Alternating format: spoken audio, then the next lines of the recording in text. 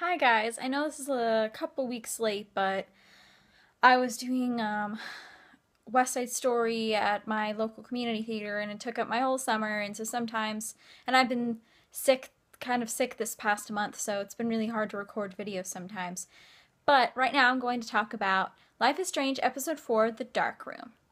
Now, Episode 3, Chaos Theory, to recap, they broke into the high school, to gather some clues. They looked in Chloe's house to find some clues. They went to look in Frank's RV to gather some clues. And then Max discovered that she can travel through time through a photograph. And so she was looking at a photograph from 5 years ago when she was 13 years old and BFFs with Chloe. She went into that photograph and she stopped Chloe's dad from ever dying, and then she woke up the present and the whole timeline was changed. She was popular and part of the Vortex Club, and Chloe was in a wheelchair. And then we pick in episode 4, I'm just going to talk about how much I liked it, and then after that I will cut off and you can stop if you haven't played the new episode because I don't want to spoil it for you. Episode 4 was the best episode in the entire game so far, but usually the penultimate one is where it starts to rev up. It was completely different than every other episode of the game. I love the game, but this was the, appropriate because of the title, darkest episode by far. It was insanity, it was disturbing and crazy and beyond anything I ever expected. I love the game, but I never expected this ever. Like, wow. Now, spoilers, so if you haven't played it yet, go play it and then watch the rest of the video. Okay, so picks up where we left off, and we're in the alternate timeline, and Chloe's in a wheelchair, and then we go, you have to make a really hard decision, which, you know what I'm talking about. That was a really hard decision because I don't really know how I feel about the touchy subject of doctor-assisted suicide, really, and you kind of, you know, it was a tough decision to make, for sure. And I said no just because I just couldn't do it because I love Chloe, and it was just, I know it was making her suffer, but I couldn't do it. I don't know. I have a hard time. And then you go back to the real timeline and you gather some clues, which, I blamed David, not Chloe, so David wasn't downstairs, and so I got to search for his clues really easily.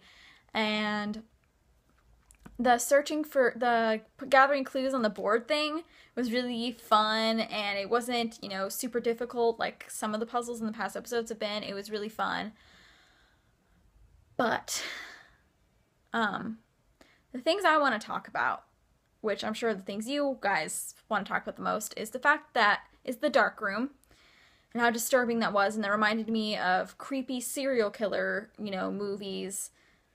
One comes to mind is, what is it? The Girl with the Dragon Tattoo. It looks a lot like that room that serial killer and the girl from the dragon tattoo had. So it instantly reminded me of when we went in. And it's obvious by reading some letters that Nathan's dad is involved and Nathan is involved. But then, you know, we don't know who else is involved or if anyone else is involved. And then we see pictures of Rachel laying in the ground, and we go find her body and she's dead, and I never expected that. I thought that episode was going to end with her showing up and she wasn't missing all along, or she came back, or we found her hiding or something. I never expected to find her body, even though, you know, it is the grim twist, you know, that makes the game even better. You know, grim, sad things do make something deeper and better. But the thing I'm telling you that I never expected was that Mark Jefferson is one of the bad guys. Never in my life did I ever expect that. Like, I knew there's some people, you know, people always suspect, you know, the hip teacher of being a bad guy, but I really didn't. I trusted him and I liked him, and I was very sad when that happened. And Chloe getting shot? What the heck? Are we gonna have to save her again? Or is she just dead forever? Like, and I know that he shot her because he has a thing for talent, and Max is talented. He always wanted to take her picture. That's why he wanted her into the contest so bad, because he wanted to take her picture. Victoria won because he wants to take her picture.